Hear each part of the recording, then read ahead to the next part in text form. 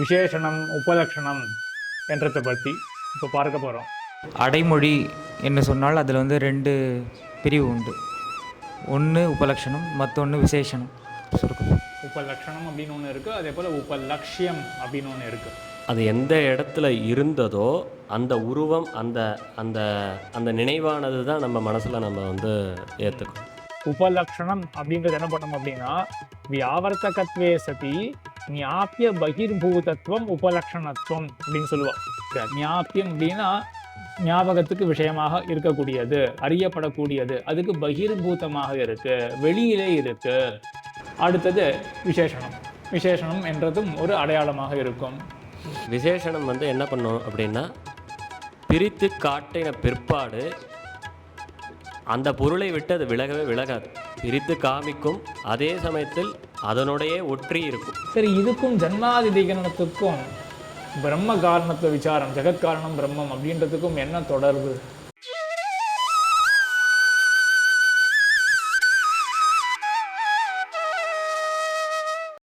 ஸ்ரீமதே ராமானுஜாய நமஹ. போன எபிசோட்ல 2வது அதிகரணம் ஜன்மாதிதிகரணத்தை பற்றி பார்த்தோம். அது தொடர்புள்ள ஒரு ஆழமான விசாரத்தை இப்போ பார்க்க போகிறோம். விசேஷணம் உபலக்ஷணம் என்றதை பற்றி. ஜன்மாதிதிகரணத்தில் என்ன வந்தது? படைத்தல், காத்தல், அதே போல அழித்தல் அப்படின்ற இந்த 3 தொழில்களை உடையது எதுவோ அதுதான் பிரம்மம் என்று பார்த்தோம். ஆக படைத்தல் போன்ற தொழில்கள் எல்லாம் பிரம்மத்தை அடையாளமாக குறிக்கும் என்று பார்த்தோம். அடையாளம் என்பதை 2 விதமாக நாம் பார்க்கலாம் அப்படின்ற ஒரு ரொம்ப அழகான ஆழமான விசாரம். 2 விதமாக அடையாளம் இருக்கும், உபலக்ஷணம் விசேஷணம் என்று. அதை பற்றி சொல்ல இருக்கிறார்கள். உபலக்ஷணம் விசேஷணம் முதல் என்ன பார்க்கலாம்? உபலக்ஷணம் பார்க்கலாமா? சரி. உபலக்ஷணம் அது அடையாளமாக இருக்கு, உதாரணத்தை கொண்டு விவரிக்கணும். ஸோ இப்போ வந்து அடைமொழி என்று சொன்னால் அதில் வந்து ரெண்டு பிரிவு உண்டு. ஒன்று உபலக்ஷணம், மற்றொன்று விசேஷணம். இப்போ உபலக்ஷணத்தை பற்றி சொல்கிறேன். அது இப்போ ஒரு வஸ்துவை பற்றி நம்ம புரிஞ்சுக்கும் போது அதை வந்து ஐடென்டிஃபை பண்ணி காமிக்கிறதுக்காக ஒரு டெம்பரவரி ஐடென்டிஃபிகேஷனுக்காக அந்த உபலக்ஷணம்ன்றது பயன்படும். அதுக்கப்புறம் அந்த வஸ்துவை நம்ம நிர்ணயம் பண்ண அப்புறம் அந்த உபலக்ஷணம் இருக்காது.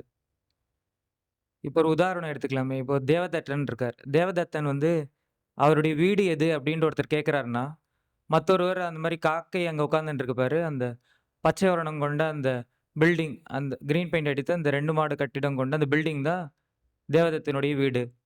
அது அவ்வளோலாம் சொல்ல வேண்டாம். காக்கை உட்காரக்கூடிய இடம் தேவதத்தனுடைய வீடு அதுன்னு சொன்னா போதும் இல்லையா? பச்சை நிறத்தை கொண்டது, 2 மாளிகை, அது 2 மாடிகள் கொண்டது அப்படின்றதுனா அது விசேஷமாகவே ஆயிடும். வாசி புரியுறதா? காக்கை எங்க இருக்கோ அதுதான் தேவதத்தனுடைய அகம். காக்கை இருக்கே அதுதான் தேவதத்தனுடைய வீடுன்ட்டு ஒருத்தர் காமிக்கிறார். உடனே அந்த வீட்டை நோக்கி போகும்போது அந்த காக்கை வேறொரு வீட்டில் போய் உட்காந்துருது. உடனே அவன் வந்து அந்த காக்கை வேறொரு இடத்துல உட்காந்துதே அதுதான் தேவதத்தனுடைய ஆகுன்ற அவன் புரிஞ்சுட்டு இருக்க மாட்டான். காக்கை உட்கார்ந்த இடம், அந்த இடம்தான் தேவதத்தனுடைய வீடு. கடைசியில் என்ன தெரிய வரும்னா, அந்த காக்கை வந்து அந்த தேவதத்தனுடைய வீடு அப்படின்றத காமிக்கிறதுக்காக ஒரு உபலட்சணமாக காமிக்கும். இப்போ அந்த வீடுக்கு ஒரு விசேஷனம் என்ன சொல்லலாம்னா, ஒரு கிரீன் பெயிண்ட் அடித்த 2 மாடி கட்டிடம் கொண்ட அந்த வீடு இருக்கு, அதுதான் உபலட்சம். ஸோ அந்த இடம் தான் தேவதத்தனுடைய வீடு. அதனால இதுதான் உபலட்சணத்தை சொல்லுங்க. உபலக்ஷணம் அப்படின்னு ஒன்று இருக்கு, அதே போல உபலக்ஷ்யம் அப்படின்னு ஒன்று இருக்கு. இப்போ என்ன மாதிரி சிச்சுவேஷன், இங்க என்ன சினாரியோ? தெருவில் 100 வீடுகள் இருக்கின்றன. தேவதத்தனுடைய அகம் என்ன அப்படின்னு தெரிஞ்சுக்கணும்னு ஒருத்தருக்கு ஆசை. அவருக்கு இன்னதுதான் அப்படின்னு அவருக்கு புரிய வைக்கணும். அப்ப என்ன பயன்பட்டிருக்கீங்க? காகம் பயன்பட்டிருக்கு. காக்கை எங்க இருக்கோ அதுதான் தேவதத்தனுடைய அகம் அப்படின்னு காக்கை ஆனது இப்போ ஒரு அடையாளமாக இருக்கு. எப்படிப்பட்ட அடையாளமாக இருக்கு? உபலக்ஷணம் என்கிற அடையாளமாக காக்கை இருக்கு. அது ஏன் உபலக்ஷணம் என்று சொல்லப்படுறது? ஏன்னா எப்பவுமே இருக்க போறது கிடையாது. அந்த அகத்துல அது காக்கையானது எப்பவுமே இருக்கணும் அப்படின்ற அவசியம் கிடையாது. இருந்தாலும் அதை கொண்டு நாம் அடையாளம் கண்டுக்கலாம். இதுதான் தேவதத்தனுடைய அகம் அப்படின்னு அடையாளம் கண்டுக்கலாம். அப்ப அடையாளப்படுத்துவதில் இது பயன்படுறது. காக்கம், அந்த காகையானது பயன்படுகிறது. ஆனால் அது உபலட்சணமாகத்தான் இருக்கிறது என்றதுதான். அப்போ உபலட்சணம்ன்றது எப்பவுமே அந்த வீட்டுல இருக்காது. மேலும் இன்னும் ஆழமா இதை பத்தி புரிஞ்சுக்கணும் அப்படின்னா, எது எந்த இடத்துல காகமானது இருக்கோ அதுதான் தேவதத்தனுடைய அகம் அப்படின்னு சொல்லும் பொழுது இந்த வாக்கியத்தை நம்ம புரிஞ்சுப்போம். நம்ம கண் கொண்டு பார்க்கிறோம், அந்த நேரத்துல காக்கையானது அந்த அகத்துல இருக்கு. அதற்கு பிறகு இதுதான் தேவதத்தனுடைய அகம் அப்படின்னு நம்ம ப்ராசஸ் பண்ணணும் இல்லையா, மைண்டு ப்ராசஸ் பண்ணணும் இல்லையா. எது எந்த அகத்தில் காக்கையானது இருக்கிறதோ, எப்படி வச்சுப்போம், எந்த இடத்தில் காக்கையானது இருக்கிறதோ அது தேவதத்தினுடைய அகம். இதான வாக்கியம், சென்டென்ஸ் இதானே. அது அப்படின்னு எதை ரெஃபர் பண்றோம்? அது அந்த ஆசிரியமான இடம். அந்த இடத்தை ரெஃபர் பண்றோம் இல்லையா. அப்போ அது அப்படின்னு சொல்லும் பொழுது நம்ம புத்தியில என்ன எவ்விதமாக ஏறும்? காக்கை கொண்டதான அப்படின்னு நம்ம புத்தியில ஏறுமா? ஏறுமா? காக்கை இருக்கும் இடம், அந்த அந்த உருவமானது தான் நம்ம மனசுல அதுதான் முக்கியம். முன்னாடி ஆம் சொன்னது தவறாக. ஆமா ஆமா ஆமா. ரொம்ப நுட்பமாக கவனிக்க வேண்டியது இது. ரொம்ப டெக்னிக்கலா ரொம்ப அழகா இருக்கக்கூடிய விசாரம். எந்த அகத்தில் காக்கை இருக்கிறதோ அப்படின்னு சொல்லிட்டு அது தேவதத்தனுடைய வீடு அப்படின்னு சொல்லும் பொழுது இந்த சென்டென்ஸினுடைய பின்பகுதி அது தேவதத்தனுடைய வீடு அப்படின்னு இருக்கா. அதுன்ற சொல்லானது காக்கை அது உட்காரக்கூடிய இடம் அப்படின்னு இப்ப புத்தியில வராது. அது அப்படின்ற சொல்லானது எதை குறிக்கும்? இப்போ அது எந்த இடத்துல இருந்ததோ அந்த உருவம், அந்த அந்த அந்த நினைவானது தான் நம்ம மனசுல நம்ம வந்து ஏத்துக்கும். சரியா? அப்போ என்ன பண்றது? இப்போ அந்த காக்கை அப்படின்றது ஒரு உபலட்சணமாக இருந்து கொண்டு மத்த அந்த தெருவில் இருக்கக்கூடிய மத்த 199 வீடுகளில் இருந்து பிரிச்சு காட்டுறது. பிரிச்சு காட்டிட்டு நம்ம மனசு வந்து அடுத்தது இதுதான் அப்படின்னு ப்ராசஸ் பண்ணும் பொழுது காக்கை எங்க மனசுல வராது. என்ன வரும்? 2 மாடி கொண்ட அந்த கட்டடம், பச்சை பெயிண்ட் கொண்ட அந்த கட்டடம் அப்படின்னு தான் நம்ம இப்ப அது அப்படின்ற சொல்லுக்கு அப்படிதான் அர்த்தம் கொள்ளுவோம். அதுதான் தேவதத்தினுடைய அகம் அப்படின்னு முடிக்கிறோம் இல்லையா. அப்ப அதுன்ற சொல்லை கேட்கும் பொழுது நமக்கு நினைவுல என்ன வரும் அப்படின்னா இந்த மாதிரி இந்த வடிவம் தான் நினைவுல வரும். ஆக உபலட்சணம் காக்கையாக இருக்கிறது. உபலட்சியமாக என்ன இருக்கிறது? அந்த சமயத்துல அது அந்த அந்த வடிவமானது அதுக்கே உண்டான அந்த வடிவம், அது எந்த இடத்துல இருந்ததோ அந்த வடிவமானது உபலட்சிய ஆகாரம். லட்சியமாக இருக்கு, உபலட்சிய ஆகாரமாக இருக்கு என்று இது உபலட்சணத்தை பற்றினது. ஆக இப்படியும் ஒரு அடையாளம் இருக்கு. ரொம்ப ஆச்சரியமான ரிசர்ச் அது. என்ன பண்றது அப்படின்னா அடையாளமாக இருக்கு. அடையாளமாக இருக்கும் பொழுது என்ன பண்ண போறது? அது பிரிச்சு காட்ட போறது. இதுதான் சொல்லுவா சுத்தப்பிரகாசிகையில இருக்கக்கூடிய வாக்கியம்னா அது. உபலட்சணம் அப்படின்றது என்ன பண்ணணும் அப்படின்னா வியாவர்த்தகத்வே சதி ஞாபிய பகிர்பூதத்துவம் உபலட்சணத்துவம் அப்படின்னு சொல்லுவா. சுத்தப்பிரகாசிகாச்சாரியர் சாதிக்கக்கூடிய வாக்கியம் இது. வியாவர்த்தகத்வே சதி பகிர்பூதத்துவம் ஞாபிய பகிர்பூதத்துவம் அப்படின்னு தான் சுத்தப்பிரகாசிகாச்சாரியர் சாதிக்கக்கூடியது. அப்போ இந்த 2 தளங்கள், 2 தன்மைகள் இப்போ பிரிச்சு பார்த்தோம் என்ன ஆகுது? வியாவர்த்தகமாக இருக்க வேண்டும். அடையாளம் உபலட்சணமானது வியாவர்த்தகமாக இருக்க வேண்டும். என்ன ஒரு வியாவர்த்தனத்தை பண்றது? நம்மளுடைய உதாரணத்துல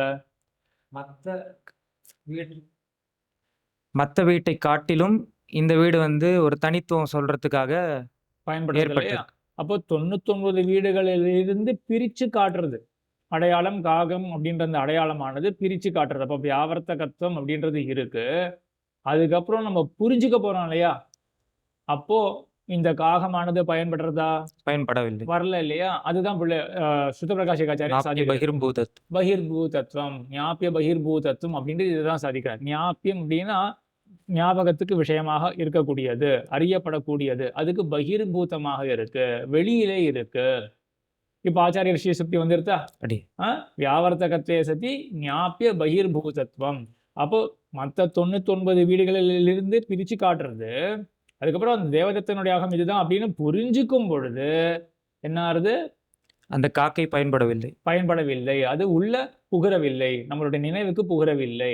ஆக ஞாபியத்துக்கு பகிர்பூதமாக இருக்கு என்றதுதான் உபலட்சணத்தினுடைய தன்மை.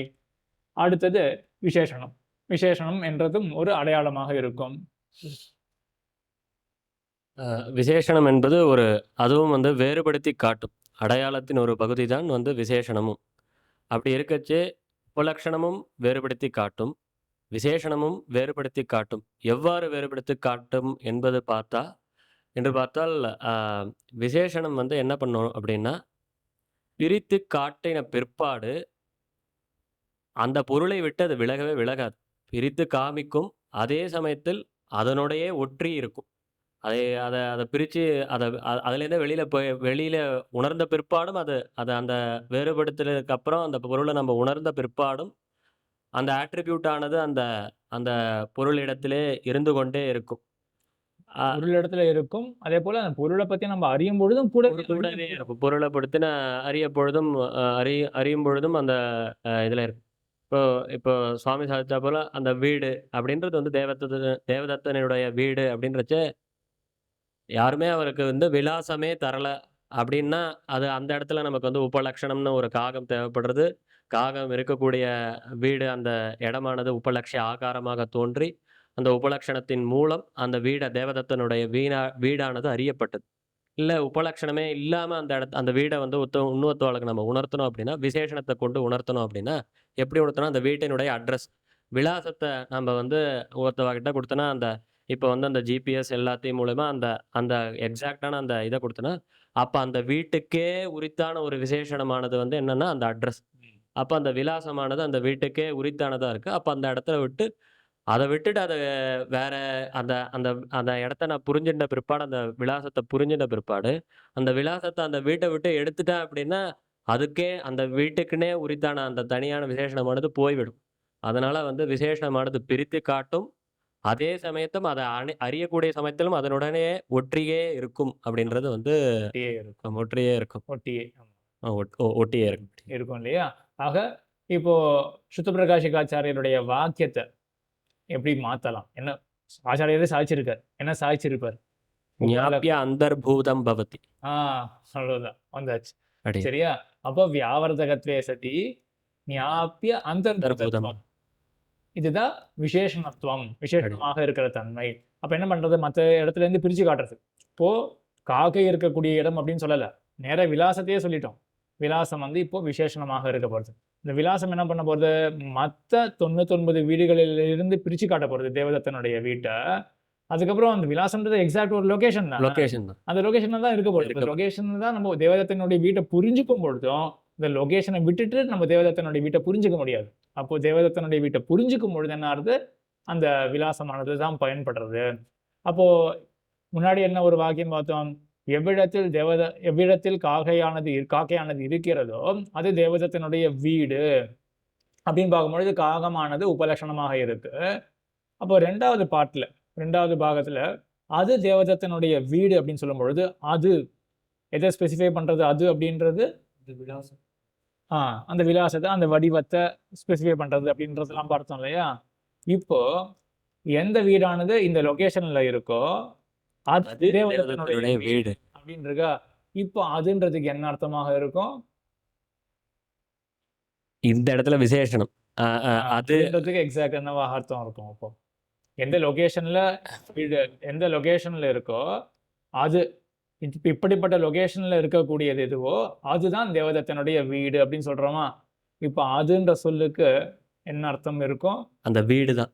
அந்த வீடு, அதாவது அந்த லொகேஷன்ல இருக்கிற வீடு. இதுதான் இப்போ விசேஷம். நல்லா புரிஞ்சாச்சா? அடையன். போன வாக்கியத்துல என்னாச்சு? எவ்விடத்தில் காக்கம் இருக்கிறதோ அது தேவதத்தனுடைய வீடுன்னு இருந்ததா? உபலட்சண வாக்கியத்துல எவ்விடத்தில் காகம் இருக்கிறதோ அது தேவதத்தனுடைய வீடு. அதுன்ற சொல்லுக்கு இப்ப என்ன அர்த்தமாச்சு?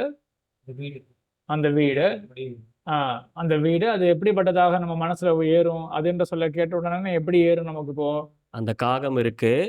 அந்த காகம் இருக்கிறத நான் இன்னொரு விஷயத்தோட சப்ஸ்டியூட் பண்றேன். அந்த சப்ஸ்டியூட் பண்ற விஷயமானது விலாசமாக இருக்கு அப்படின்னு வச்சப்ப அந்த லொகேஷனாக இருக்கு அப்படின்னு அப்படின்னு சப்ஸ்டியூட் பண்ணு. அப்போ எவ்விடத்தில் காகமானது இருக்கிறதோ அது அப்படின்னு சொல்லும் பொழுது இந்த லொகேஷன்ல இருக்கக்கூடியது, அந்த 2 மாடியோட கூடியனதோ இல்லாட்டி அந்த பெயிண்ட் இருக்கிறதோ ஏதோ ஒன்று இந்த இடத்துல நம்ம இப்போ லொகேஷன் வச்சுருந்தா கூட அது அப்படின்ற சொல்லுக்கு என்ன அர்த்தமானது, அந்த எக்ஸாக்ட் லொகேஷனில் இருக்கக்கூடியது அதுதான் தேவதத்தனுடைய வீடு. அப்போ இப்போ உபலட்சணத்தில் என்ன ஆகுதுன்னா, 2வது வாக்கியத்தில் நம்ம சப்ஸ்டியூட் பண்ணிக்கிறோம். வேற ஏதோ ஒன்று சொல்லிக்கிறோம் நம்ம. அந்த பிளேஸில் உபலட்சணமாக அடையாளமாக ஒன்று வந்தது இல்லையா, அது ஞாபகம் பண்ணிருது, பிரித்து காட்டிடுது. ஞாபகம் கூட வேணாம், பிரித்து காட்டிடுது, வியாவர்த்தனம் பண்ணிடுது, மற்றதிலிருந்து பிரித்து காட்டிடுது. பிரிக்கப்பட்ட அந்த வீடானது வேற ஒரு தன்மையுடன் கூடினதாக தான் நம்ம அறியறோம். உபலட்சிய ஆகாரம் இருக்கு இல்லையா, இப்போ 2 மாடி கட்டடம் கொண்டதோ இல்லாட்டி எக்ஸாக்டா அந்த லொகேஷன் கொண்டதோ ஏதோ ஒரு விதத்துல அதை நம்ம அறியறோம். அறிஞ்ச பிறகு தேவதத்தனுடைய வீடு இது அப்படின்னு நம்ம பிரதிபத்தி பண்றோம் இல்லையா, ப்ராசஸ் பண்றோம் இல்லையா, அப்ப என்னன்னா லொகேஷன் தான் வருது மனசுக்கு. உபலட்சிய ஆகாரம் லொகேஷன். விசேஷணமா சொல்லும் பொழுது இப்ப என்ன ஆகுது, நேரவே அந்த டைரக்ட் லொக்கேஷனை லொகேஷனே சொல்லிட்டோம் நம்ம. அப்ப இந்த லொகேஷன்ல எது இருக்கோ அது தேவதத்தினுடைய வீடு அப்படின்னும் பொழுது அதுன்ற சொல்லுக்கு இப்ப மறுபடியும் லொகேஷன் அப்படின்றது அர்த்தமாக ஆறுது அடியன்.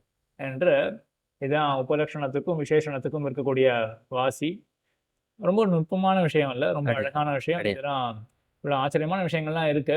சரி, இதுக்கும் ஜன்மாதிகரணத்துக்கும் பிரம்ம காரணத்துவ விசாரம், ஜெகத்காரணம் பிரம்மம் அப்படின்றதுக்கும் என்ன தொடர்பு? ஜெகத்காரணத்துவம் பிரம்மத்தினிடத்தே உள்ளது அப்படின்னு சொல்றப்போ, ஜெகத்காரணத்துவம் இருக்கு அப்படின்றத புரிஞ்சுக்கிறத காட்டிலும், ஜெகத்காரணத்துவம் இருக்கு, அது இல்லைன்னு சொல்லுவேன்.